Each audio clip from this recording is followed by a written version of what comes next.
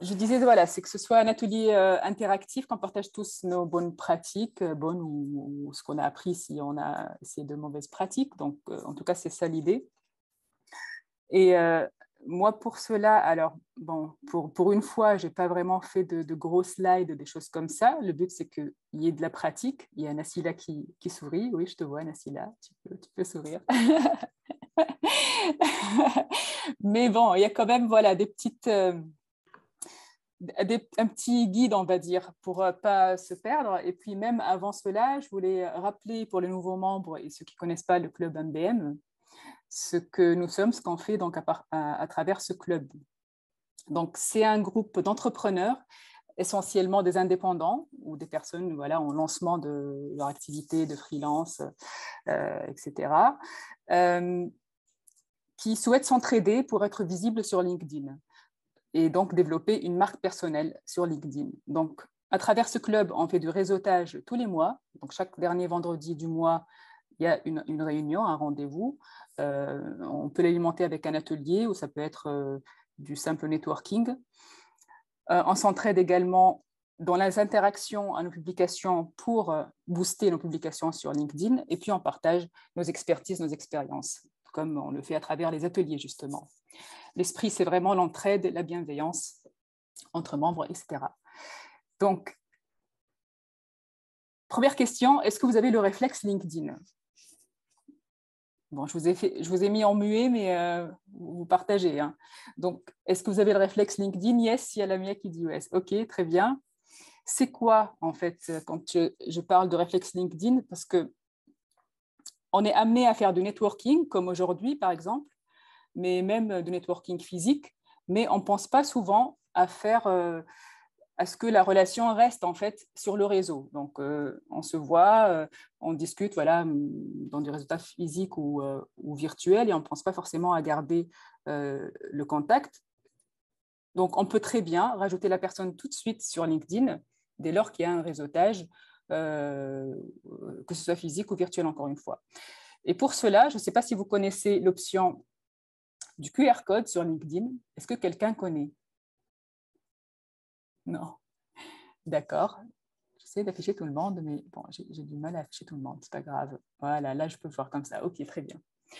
Donc, le QR code sur LinkedIn. Alors ça, c'est une option. C'est vrai que bon, on ne la voit pas comme ça tout de suite, mais si vous voulez, sur mobile, donc sur votre mobile, quand vous allez sur la barre de recherche, donc vous lancez voilà, l'application LinkedIn et vous allez sur la barre de recherche, vous avez à droite, comme ça, un petit carreau, un petit rectangle.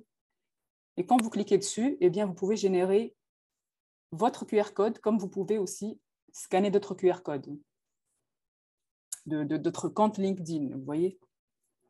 Donc, c'est à la fois accessible à partir de la barre de recherche, sur le mobile, encore une fois, ou sur l'application directement. Ça vraiment, je l'ai vu sur mon iPhone. Alors, je ne sais pas si c'est accessible, j'imagine que oui, sur les Android. Mais quand vous maintenez l'appui sur l'icône de l'application sur iPhone, eh bien, l'option, elle apparaît aussi, scanner le QR code. D'accord? Et quand vous cliquez dessus, eh bien, vous avez comme ça deux fenêtres, mon code ou scanner. Donc, ça vous génère votre code que la personne face à vous peut prendre en photo. Vous la scannez directement pour tomber sur votre profil. Comme vous pouvez scanner vous-même le profil donc, de la personne, du QR code de la personne face à vous. Ou l'enregistrer, ou juste prendre en fait en photo et puis après la scanner en fait à partir de votre bibliothèque photo. C'est bon pour ça? Voilà. Bon, pour la petite histoire, oui. Ah, excuse-moi Nadia, juste donner peut-être un exemple concret de l'utilisation. Oui. Enfin, pour ma part, moi, je l'utilise lors de rencontres avec professionnels, au lieu d'échanger les cartes professionnelles qui finissent par la suite soit pas du tout classées ou, j'ai pas envie de dire à À la la poubelle. poubelle. Tu peux le dire, mais c'est vrai. C'est Mais vrai, ça, ça en fait, remplace, voilà, ça, exactement. Ça nous ça permet de remplace la retomber carte. directement sur le profil de la personne, de le garder au niveau de ses photos, enfin de sa galerie et d'y penser plus simplement. Tout à fait. D'ailleurs, si tu permets, Oui, Nadia, bien sûr. euh, moi, j'ai remarqué en entreprise, c'est que, par exemple, quand on est dans des réunions, il y a tout le monde qui essaie de voir qui est qui, surtout quand c'est la première fois. Et les gens ont du mal, en fait, à s'afficher et à dire ouvertement qu'ils ont consulté le LinkedIn de quelqu'un d'autre. Or Ouais, que c'est une barrière psychologique qu'on peut facilement casser. Et limite, moi, j'ai vu des gens, même qui envoient directement, bonjour, je regarde directement le LinkedIn et j'envoie l'invitation. Je ne connais pas la personne, on se rencontre pour la première fois. J'ai oui. vu des dirigeants le faire et ça se propage de plus en plus. Et c'est une pratique qui est tout à fait saine, j'ai envie de dire. Il n'y a pas de mal, en fait. C'est pas du, voilà, c'est pas du, Oui, de voilà. démarchage ou des. Voilà. Oui, En tout donc cas, c'est tout à oui, fait normal d'ajouter tout des à gens, fait. même si on les a rencontrés une seule fois. Bien sûr, mais même moi, j'allais te dire, je pensais d'ailleurs que tu faisais référence à ça, on peut le faire avant la rencontre. Moi, personnellement, à l'époque où j'animais en fait et j'organisais des événements pour une start-up qui voulait se développer à l'international, et en fait, bien sûr, les frais pour un événement à l'international, ça peut être très, très élevé. Et donc, pour optimiser les chances de rencontre, eh bien, je regardais les personnes, les attendees, tu sais, donc qui peuvent s'afficher sur le site de l'événement, et je cherchais les personnes sur LinkedIn et je leur disais, voilà, bonjour, bon, voilà, en anglais, enfin bref, tout dépend de l'origine de la personne. Et je disais, il paraît qu'on va assister au même événement, avec plaisir pour vous rencontrer, on sera à tel stand, et vous. Enfin bref, voilà, c'était tout de suite, en fait, vraiment le réflexe, et ça, je te parle de ça il y a déjà 7 ans, et parce que j'ai reçu aussi des invitations dans ce sens, donc ça m'a éveillée. J'ai reçu aussi des gens qui se disaient, bah, tiens, je vois que vous allez assister à tel événement, avec plaisir pour échanger si on se croise. Ou n'hésitez pas à me contacter sur place, tout simplement. Donc oui, ça se fait avant, après événement. Alors après événement, moi, l'idée, c'est pendant l'événement déjà, et après l'événement, il y a bien une bonne raison quand même. On a échangé, on a assisté à une même chose, et donc on veut garder le lien pour développer le réseau, et avant tout pour garder le lien. Donc ça, c'était la petite option donc, de LinkedIn, QR code. Maintenant, il y a différentes méthodes pour développer son réseau sur LinkedIn. Et avant de... Moi, j'essaie un peu de les répertorier en 2 types de grandes approches, on va dire. Mais bon, on peut peut-être partager un peu là-dessus. Tiens, il y a Olivia qui lève la main. Oui, Olivia. On t'écoute, si c'est pas muet. C'est muet, en fait. Ou peut-être c'était une erreur, hein, mais tu es en mode muet, Olivia. Oui, pour le QR code, ce qui est vraiment Oui. très intéressant aujourd'hui, et c'est vrai que je viens de faire exactement la même chose, c'est toutes les cartes de visite que j'avais depuis des années, je les ai jetées et je me suis mise sur LinkedIn et j'ai cherché toutes ces personnes sur LinkedIn. Et le QR code, on peut le personnaliser. Donc, vous pouvez aussi, avec le lien LinkedIn, le faire vraiment pour qu'il ressemble à votre compagnie. Je te l'ai envoyé sur WhatsApp, Nadia. Comme D'accord. ça, tu peux. J'en ai fait un avec. Bon, c'était pour les. Bon, je suis une fanatique de Bowie et c'était pour l'anniversaire de Bowie. J'en avais fait un particulièrement pour Pixels from Mars avec Bowie. Et ça peut être vraiment très intéressant parce que ça ressemble alors à une carte de visite, mais on a en plus le QR code. Donc, il y a l'identité de l'entreprise. Mais du coup, c'est une version digitale ou ça... Oui, c'est une version ouais. digitale parce Okay. qu'ensuite, le QR code sur LinkedIn, c'est juste un lien. Et donc, ce lien-là, ensuite, on peut l'intégrer à un espèce de code et on peut mettre exactement le visuel que l'on veut de sa compagnie sur le QR code. Bah, c'est pas mal du tout. Écoute, je J'ai regarderai envoyé après, un je te exemple. dirai avec plaisir. Et tu pourras même nous le partager sur le groupe, je peux te montrer après, comme ça tout le monde peut voir de quoi il s'agit. Ok. D'accord, tu me feras penser à la fin, des fois j'oublie. Hein. D'accord, ok. Donc, ok, super. Voilà, donc le réflexe LinkedIn, que ce soit pour remplacer les cartes de visite, que ce soit, comme disait Olivia, pour reprendre les cartes de visite et trouver les personnes sur LinkedIn et les rajouter, ou pour anticiper des rencontres lors d'événements, etc. Donc, le champ est large. Maintenant, ça, c'est par rapport à ce réflexe. Donc, maintenant, sur LinkedIn, comment faire pour développer son réseau? Et là, comme je disais, pour moi, je dis il y a globalement 2 grandes approches, une approche indirecte et une approche directe. D'accord? Donc, l'approche indirecte avec le terme marketing inbound pour avoir donc de nouveaux contacts. Clairement, en quelques points, déjà, on est tous ici et grâce à l'interaction au sein du club MBM actif. Donc, on est actif sur LinkedIn, donc on publie du contenu. Et donc, les personnes qui vont réagir à notre contenu, eh bien, on peut très bien les rajouter à notre réseau. Bon, jusque-là, il n'y a pas eu de commentaires sur des publications qui viennent de personnes, ce qu'on appelle des haters, donc les personnes qui peuvent détester ce que vous dites, etc. Mais globalement, c'est des personnes intéressées, qui like, etc. Donc, l'un des réflexes, quand on se lance dans le contenu sur LinkedIn, c'est quand même de voir les personnes qui ont réagi à votre contenu et puis de les remercier parce qu'elles ont réagi et puis de les inviter même directement à votre réseau. D'accord? C'est très naturel. Il y a bien une raison pour cette mise en relation. Mais je le dis parce que je me rends compte que ce n'est pas un réflexe en fait pour beaucoup. On publie, on répond aux commentaires, etc. Et puis on passe à autre chose. Non, c'est bien qu'une semaine après, par exemple, si vous publiez une fois par semaine, et bien la semaine d'après, vous faites le point sur le précédent post, vous voyez les personnes qui ont interagi, et puis voilà, vous les remerciez, vous les rajoutez. Ça peut être aussi sur la publication d'autres personnes de votre réseau ou d'autres personnes qui peuvent être du groupe déjà même MBM. Donc, quand vous interagissez à d'autres publications du groupe, eh bien, vous pouvez aussi voir les personnes qui vont réagir à ces publications. Et donc, un autre réflexe, c'est aussi voilà, de voir aussi les personnes qui réagissent et qui peuvent être soit dans votre cœur de cible, soit des personnes intéressantes à rajouter parce qu'elles partagent les mêmes centres d'intérêt. Donc voilà, voir large et bon, ne pas hésiter à être dans cette dynamique de réseau à travers la publication, que ce soit les vôtres ou celles de votre réseau ou des personnes que vous suivez. Ça peut être aussi les prospects. Alors j'ai mis ça parce que ça aussi, c'est vrai, on n'y pense pas. Quand par exemple, vous avez été contacté par une personne, donc par un prospect, un potentiel client, déjà un réflexe LinkedIn, donc vous pouvez très bien rajouter la personne sur LinkedIn. Et puis deux, vous pouvez suivre l'activité de la personne. Donc, si elle publie, ben, vous pouvez réagir à ses publications. C'est toujours apprécié. Ça montre que vous êtes intéressé à ce que la personne fait, à ce que la personne publie. Et ça permet aussi de renforcer le lien que vous pouvez avoir. D'accord ? Ça, c'est aussi une technique que personnellement, je pratique sur des profils qui peuvent être de potentiels clients et qui m'intéressent vraiment dans ce qu'ils font, dans leur contenu. Donc, j'interagis et puis la connexion se fait naturellement. Bien souvent, c'est la personne même qui m'invite à son réseau parce que j'ai interagi à son contenu. D'accord ?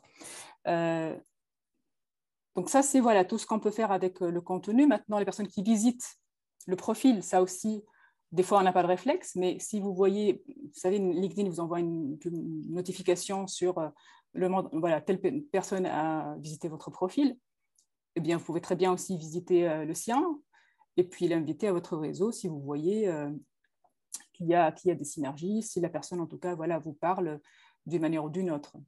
D'accord ? Donc, c'est aussi bien de faire attention à ça. Pas mal de fois, ça peut être vraiment des potentiels clients, pas forcément tout de suite, mais si on a visité votre profil, c'est que bon, il y a quand même bien une raison, curiosité, ça peut être un intérêt, donc ne pas hésiter aussi à faire pareil. Une question sur les demandes entrantes, parce que ça, c'est vrai que c'est un sujet qui partage des fois. Est-ce que j'accepte toutes les demandes entrantes qui me viennent? Est-ce que je dois filtrer?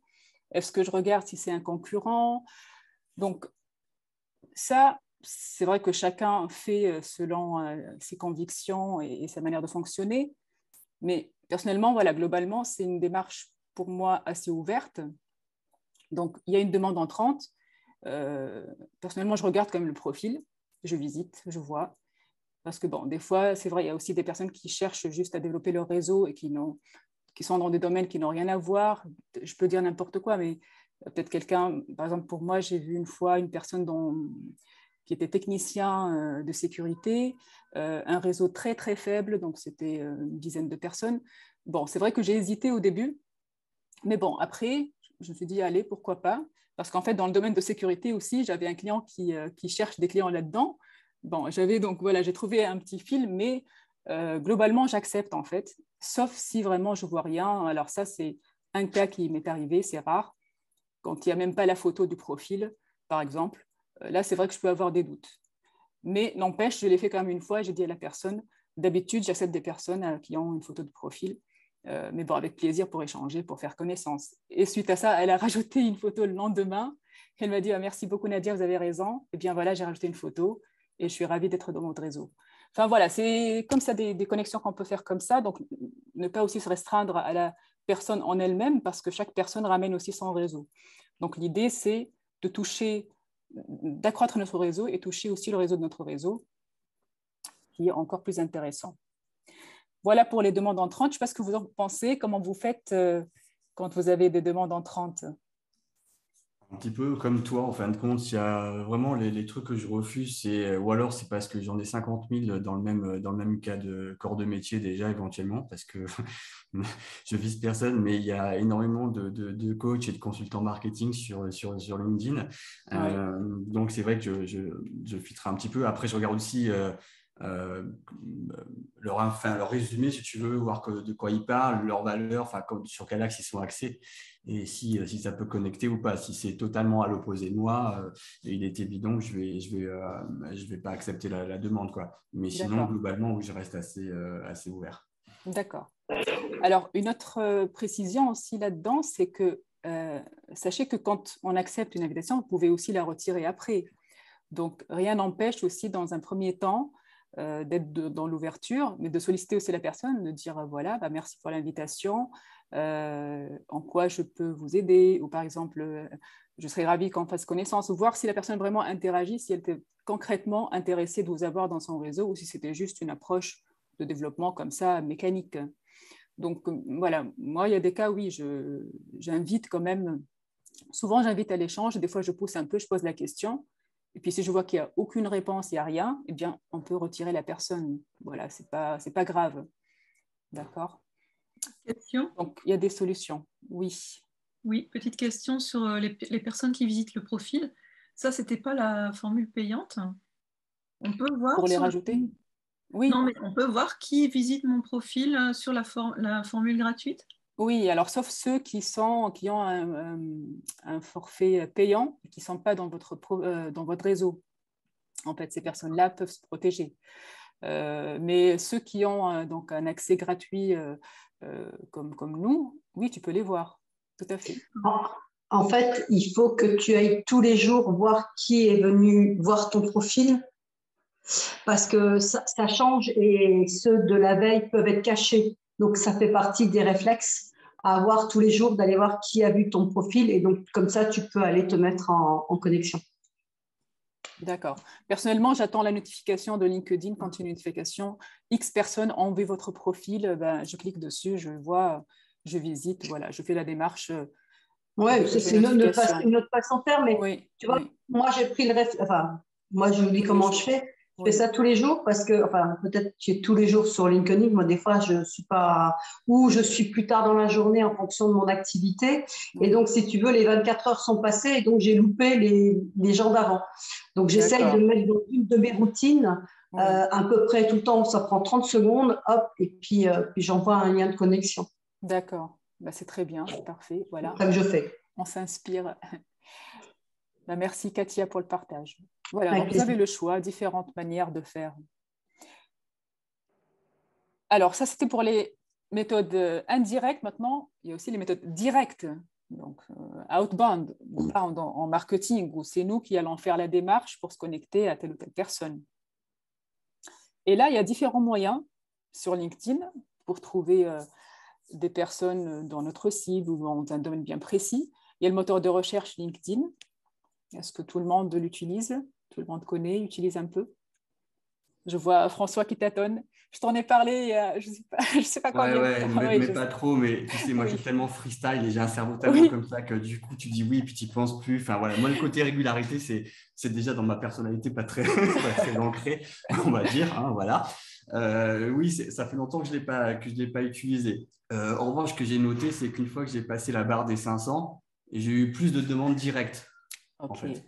Super. Voilà. Ah, tu l'as déjà dépassé, donc c'est bien ça. Je suis à 540 quasiment là. D'accord, super. Super. Donc voilà, avec le moteur de recherche, je peux vous montrer après. Les groupes aussi. Donc là, nous, déjà, il y a le groupe MBM qui nous réunit, mais vous pouvez très bien aussi faire des recherches sur des groupes dans votre thématique. Ça peut être, je ne sais pas, groupe permaculture, ça peut être groupe développement personnel, management, voilà, photographie, design, storytelling, enfin bref. Donc ça, on peut aussi cibler vraiment des groupes sur des thématiques bien précises. Ensuite, il y a les suggestions de LinkedIn. Alors ça, Nassila, elle en a fait une publication sur MBM il n'y a pas très longtemps. Tu peux nous en parler un peu plus, Nassila, comment ça fonctionne, ces suggestions, peut-être un petit rappel. Alors oui, bien sûr. Alors LinkedIn va vous suggérer parfois des personnes, des profils à ajouter en fonction de, alors soit des contenus que vous avez l'habitude de publier, en fonction des intérêts. On va dire que c'est une AI qui va, une application qui va essayer de comprendre quels sont vos intérêts et LinkedIn va vous suggérer justement de suivre ou d'ajouter telle personne par rapport à votre profil.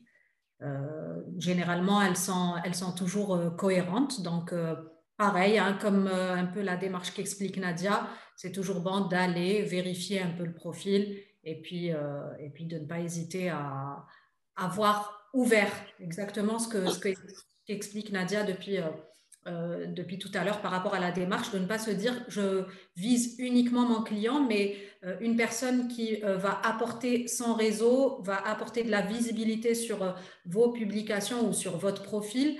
Dans le réseau, il peut y avoir justement un client, donc ce qu'on appelle les prescripteurs. Et voilà, il faut vraiment essayer de garder cette vision assez large. Assez large. Et puis les hashtags. Les hashtags aussi, c'est intéressant. C'est vrai qu'on les utilise dans les publications, mais en fait, les hashtags, on peut aussi les chercher. Et donc, chercher les publications qui mentionnent ces hashtags. Et c'est un moyen aussi intéressant pour vraiment tomber sur des mots-clés bien précis. Exemple pratique.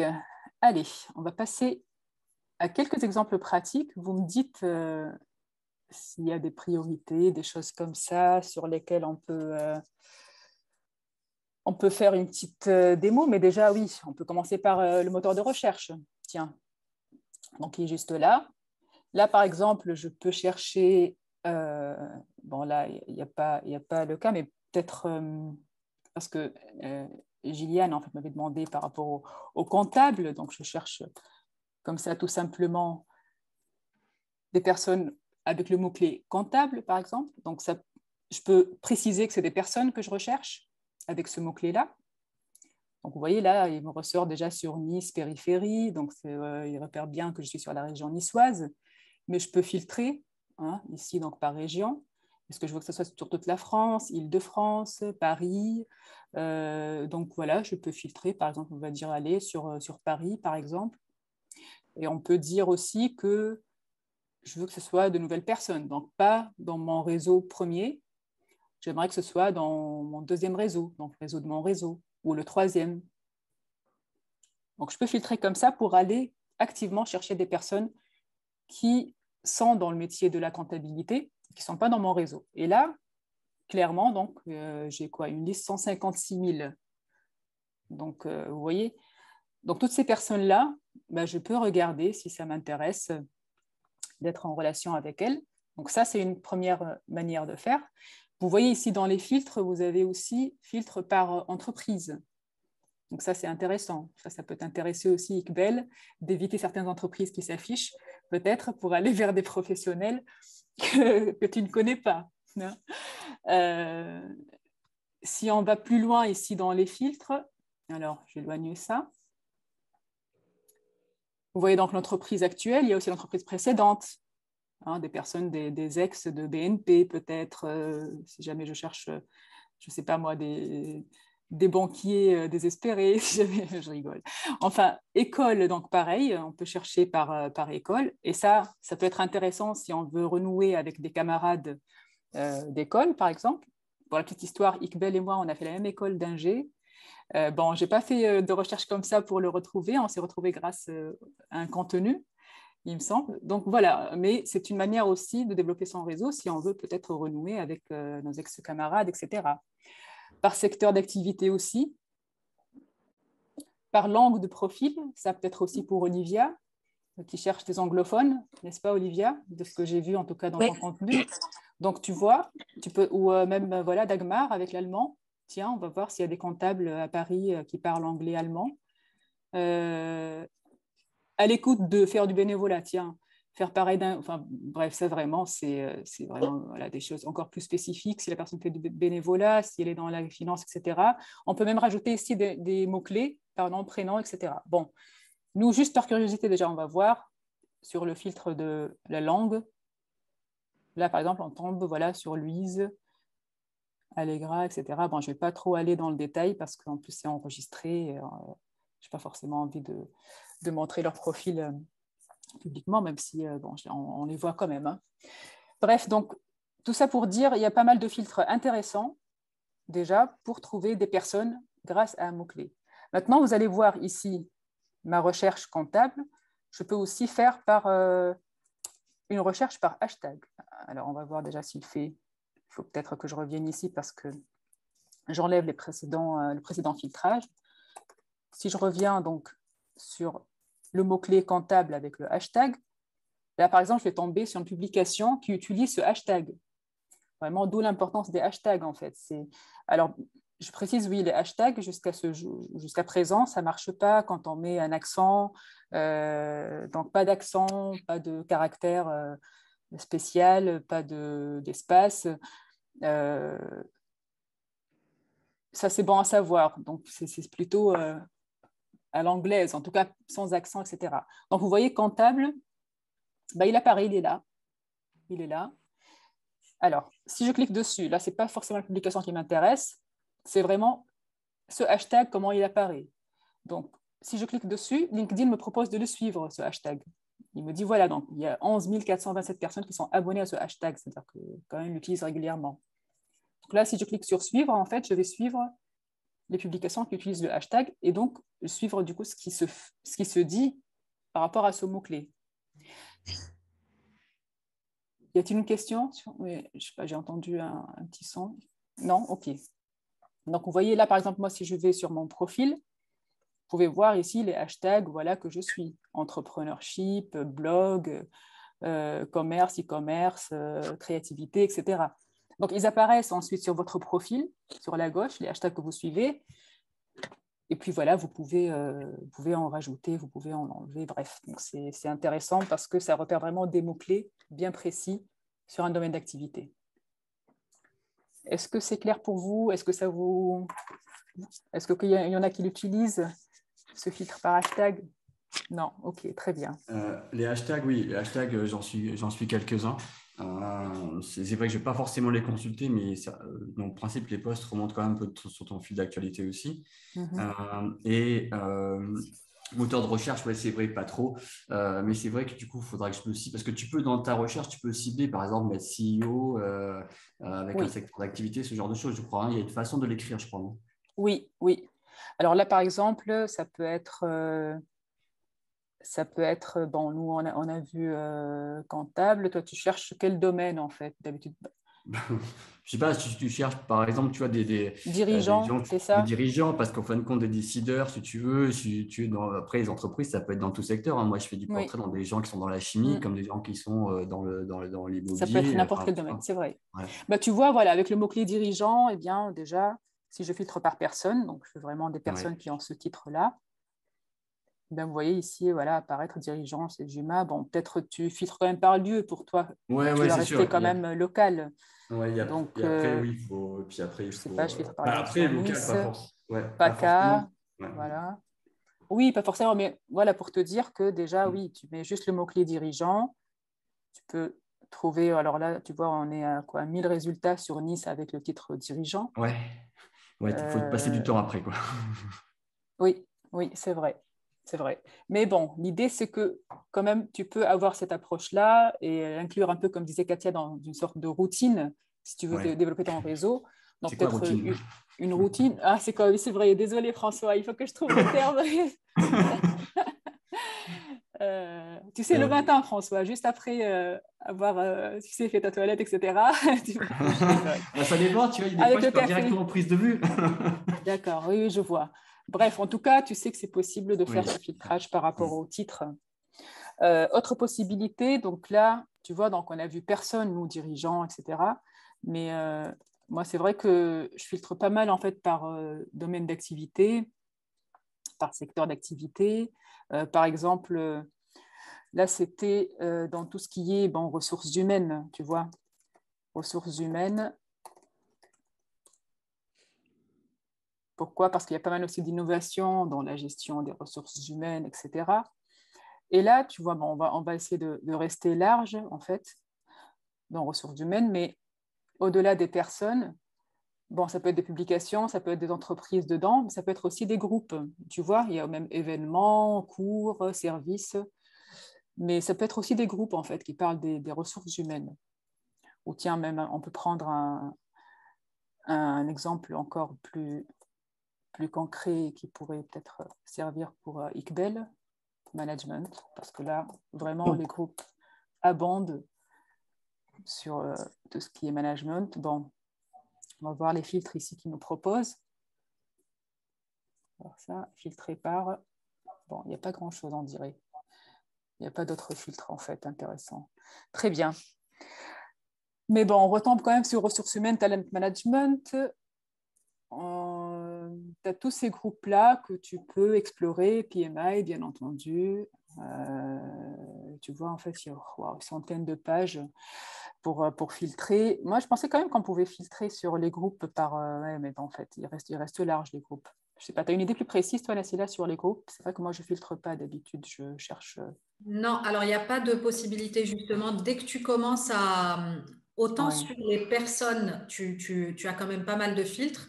Et encore, juste garder à l'idée la logique que LinkedIn, c'est un robot qui va aller récupérer le mot-clé, quel que soit là où il le trouve. C'est-à-dire quand, par exemple, François, tu parlais des dirigeants. Après, bien sûr, LinkedIn te met à disposition ce moteur de recherche de façon gratuite. Donc, bien sûr que ça ne va pas être une solution optimale. À côté, tu vas avoir la solution premium qui va te donner beaucoup plus de filtres et beaucoup plus de critères de ciblage. En fait, les critères de ciblage, ils sont beaucoup plus spécifiques. Et là, tu vas pouvoir chercher par titre. Et là, tu es sûr d'avoir ce que tu recherches. Donc, juste garder à l'esprit quand vous faites une recherche comme ça sur le moteur de recherche, quand même de relire vos résultats. Parce que le dirigeant, il peut être dirigeant sur un autre poste, sur un poste ou qu'il ne pratique plus aujourd'hui. Et voilà, juste vérifier que c'est bien, que ça correspond bien au titre. Oui, dans le titre. Voilà. J'ai remarqué bien souvent, les résultats sont plus pertinents sur la première ou les premières pages. Et après, si on va plus loin, en fait, en général, ça perd un peu de pertinence. Donc, bon, là, ça reste oui, il va aller récupérer l'école du dirigeant. Tu vois, là, par exemple, c'est marqué personne alors que c'est une école, on dirait. Voilà, bref. Mais en tout cas, ce sont des possibilités pour aller vers des profils concrètement basés sur des mots-clés, sur des groupes, sur les hashtags. D'accord? Voilà pour les petites démos. Y a-t-il des questions? Y a-t-il des choses aussi que vous avez peut-être testées, que vous aimeriez partager?